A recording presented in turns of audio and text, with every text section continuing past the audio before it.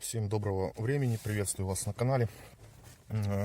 Значит, сегодня хочу так экскурсно пробежаться по рулевому управлению Renault Megane 2, Сценика 2. Значит, начну с того, что, как бы все мы знаем, что у нас стоит не гидроусилитель руля, а электроусилитель руля, который расположен тут в салоне. Вот сразу так называемая рулевая колонка электрическая. Вот в этой области, да, вот это все вот после руля, скажем так, и вот до рулевого вала, вот он выглядит у нас вот так. Это рулевая колонка электрическая.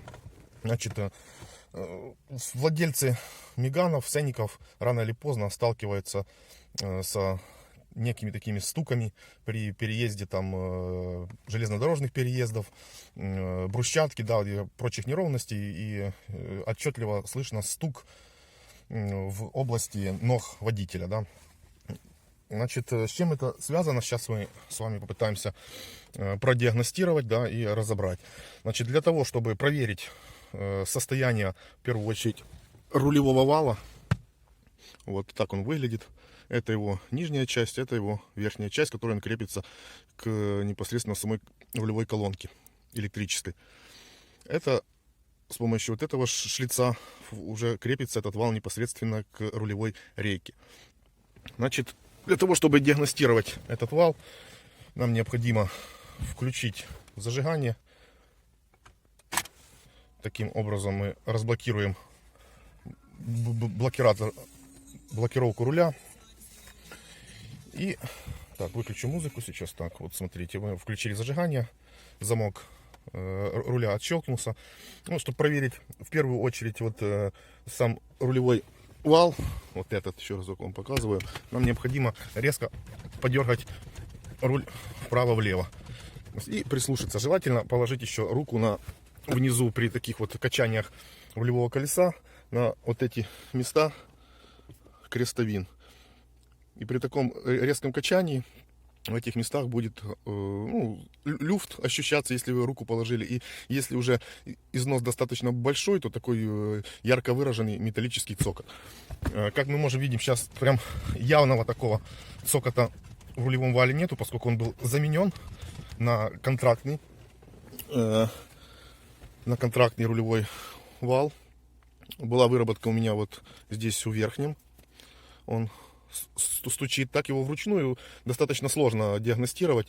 Ну, если вот взять его руками, просто вот так вот его как-то шевелить, то там, люфт очень незначительный, но он ярко выражен уже при вот таком тесте, когда вы разблокировали замок руля, и вот такими качаниями резкими вправо-влево стук будет выражен достаточно громкий. Если тут, хотя тут минимальный износ, да, вот так руками его в таком состоянии тяжело диагностировать. Возможно, нужно так прислушаться, там будет так щелк-щелк-щелк. Сейчас показывать не буду, одной рукой неудобно.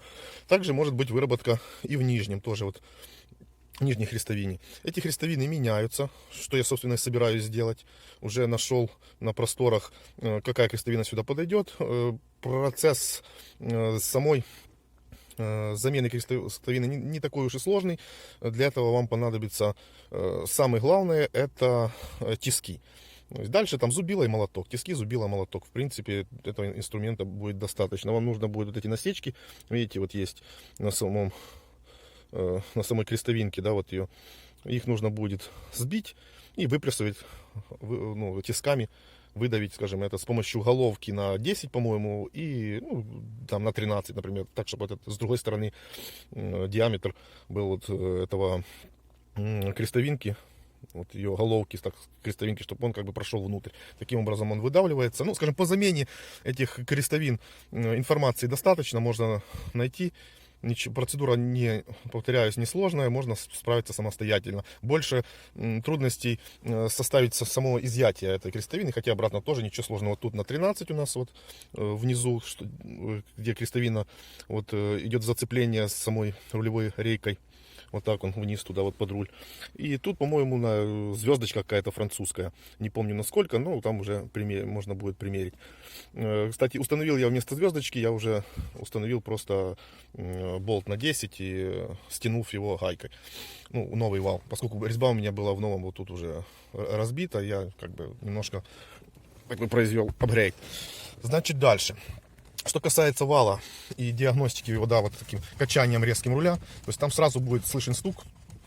Вот колеса на месте, зажигание включено, но сам электроусилитель, он пока не работает. Ну, во всяком случае, у меня на сценниках говорят, что он включается уже сразу после включения зажигания. Ну, это не точно. У меня он включается уже после того, как автомобиль заводится. Когда запускаю двигатель, тогда уже вращение руля идет именно за счет, с помощью гидроусилителя, вернее, электроусилителя. Сейчас он вращается чисто вот механической силой, то есть он туго идет. И вот мы таким качанием проверяем вот этот вал.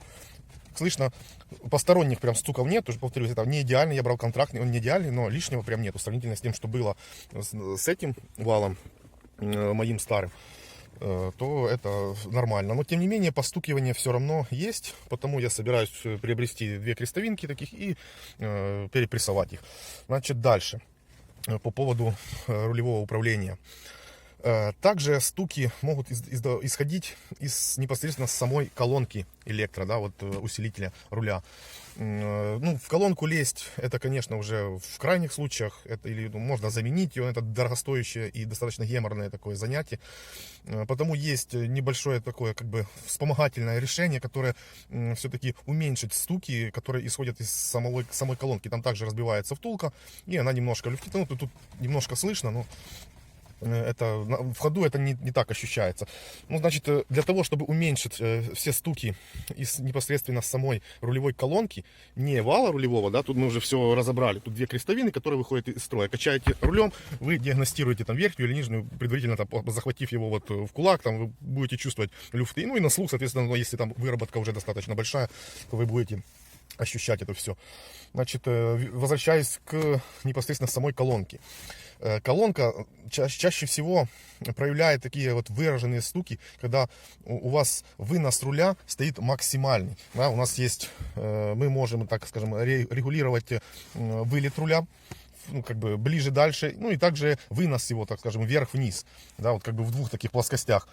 Вверх-вниз это у нас роли не играет, но если мы вытягиваем максимально руль на себя, да, рулевую колонку, тогда стуки с колонки проявляются более отчетливее. Для того, чтобы, соответственно, этого уменьшить, да, лишние стуки, нам нужно просто не выдвигать руль полностью, не высовывать его на себя, не вытягивать, а оставить его где-то в центральном положении, да, чуть-чуть потянули, как вам удобно, да, а то и вообще его забить в самый конец, скажем так. Тогда вот стуки будут проявляться, ну, менее выраженней.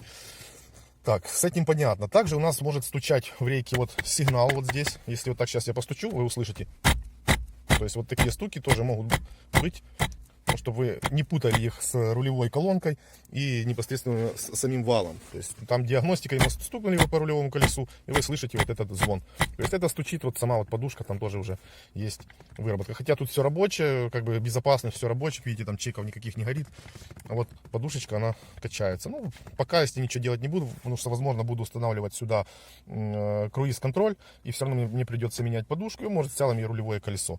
Так что пока это меня не волнует. Но вот этот стук, он при резких таких вот наездах, скажем, там на переезды, да, на железнодорожную колею, там по брусчатке, он тоже может прямо вот выражаться, слышите, да, чтобы так понимали, что отходит он отсюда. То есть, ну вот, что касается вот звуков из салона автомобиля, связанных с рулевым управлением, в принципе, я вот вроде как бы все сказал, да, но, повторяюсь, это сигнал, непосредственно сама рулевая колонка. Мы можем уменьшить эти стуки с помощью вот изменения выноса руля. То есть нам не надо его выносить, вытягивать полностью на себя, а оставить его где-то там в глубине, скажем, туда, углубить его. Это уменьшит стуки из рулевой колонки. И все, что связано с рулевым валом, это вот 2 крестовинки в первую очередь. Также вот есть вот такая эластичная муфта, тут она тоже может постукивать, но это не так часто случается, как вот именно с крестовинками. То есть крестовинки меняете. Это старого образца вал рулевой, есть телескопический уже нового образца, они, кстати, взаимозаменимы на Меганах вторых. Там они ставились уже на рестайлинговых, после рестайла уже ставят телескопический. У него тоже есть все те же проблемы, плюс сама телескопка там тоже разбивается. Я думаю, владельцы более новых, скажем, следующего поколения, да, вернее, не поколения, а рестайла, в общем, после рестайла они тоже с этим сталкивались и знают, что там стягивают хомутами. Вот телескопку вот в этой области, тут видите, она завальцована, а там он как бы вот телескопически ходит. И вот нижнюю, там где входит, скажем так, ее просто стягивают хомутами для того, чтобы она не люфтила и тоже не стучала. Значит, что касаемо салона, салонных вот этих стуков от рулевого управления, в принципе, все понятно, надеюсь. То есть каких-то 3 таких причины. То есть сигнал, да, все там, все ясно. Дальше мы перейдем, скажем, в этом видео я также вам покажу такую волнующую, наверное, интересующую, вернее, всех такой момент, как подтянуть непосредственно саму рулевую рейку. То есть червячный вал, так называемый, который тоже может стучать, если он отпустится. А он отпускается как бы с течением времени тоже. Там происходят все эти удары, и он немножко отпускается. Его периодически нужно подтягивать. Значит, также у нас стук может исходить с правой стороны. У нас в рулевой рейке, то есть она у нас сухая, ну, как бы у нас не гидравлическая, а электро. То есть рейка у нас сухая. У нас ну, нету там, да, жидкости. Потому это, как сказать, большой плюс. Ну, как по мне, ее она проще в ремонте, да, как бы, ну и в принципе ресурс она имеет достаточно хороший. Значит, ну, справа часто выходит из строя втулочка, она там, ну, пластиковая втулка, уже если поменять ее на более прочную, какую-то полиуретановую, что я, собственно, сделал. Обратно видео по замене этих втулок тоже есть в интернете.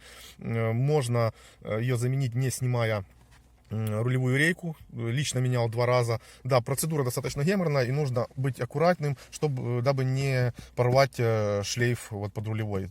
Тут есть, как, если кто не знает, да, шлейф подушки безопасности, он так наматывается на руль, в общем, да, вот как бы там такая целая система, там и угол поворота руля завязан, все на, ну, как бы этой системе. То есть, и когда вы будете менять втулку, там нужно выкручивать, скажем так, вот в саму рейку вы сначала выкручиваете, ее вставляете, потом вы придерживаете, выкручиваете в другую сторону. И когда вот в крайних положениях часто обрывают шлейф. Так что с этим, ну, этого можно как бы избежать, если делать все аккуратненько, не спеша. И обязательно должно быть 2 человека. То есть одному человеку заменить втулку, да, это, наверное, невозможно. Потому что нужно, чтобы один пихал, а второй вот именно вращал сам вал по команде того, кто там вставляет втулку, там вперед, назад, там лево-право.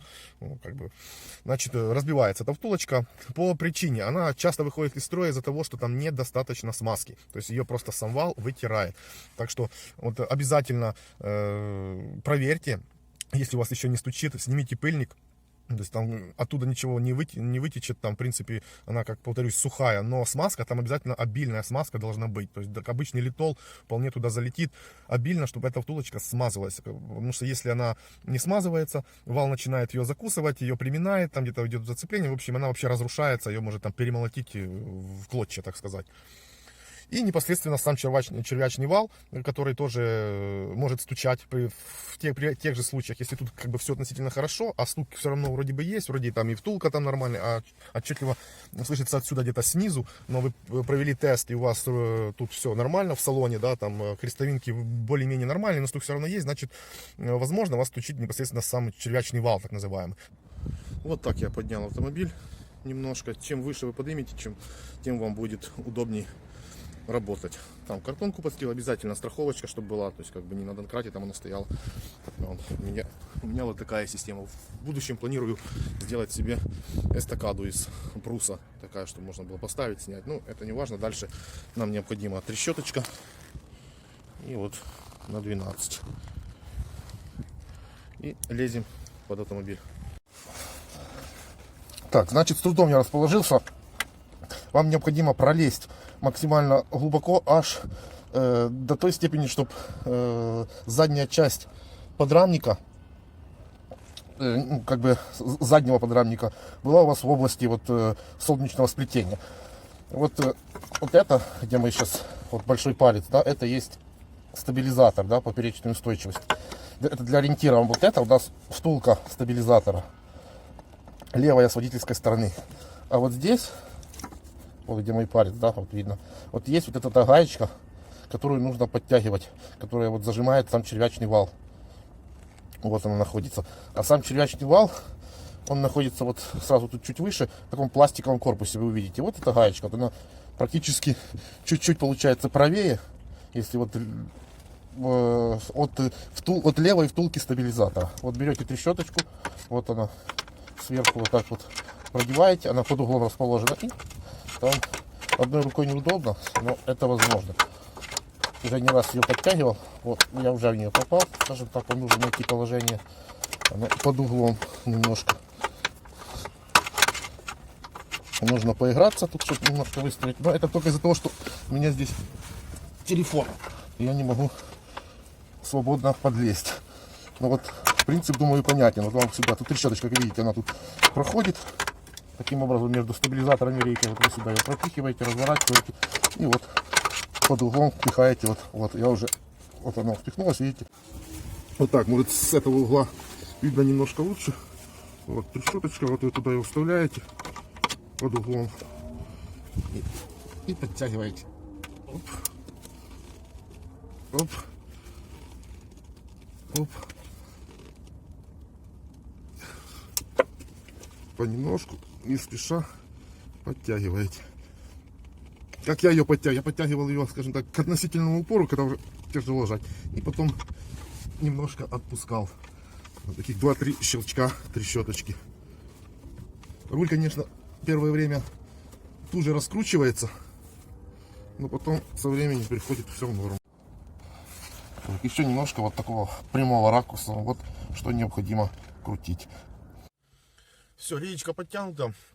Процесс совсем несложный. Усложнялся он лишь параллельным ведением съемки видео. Ну, надеюсь, информация была вам полезной. Поставьте лайк, подпишитесь на канал. Всем счастливо.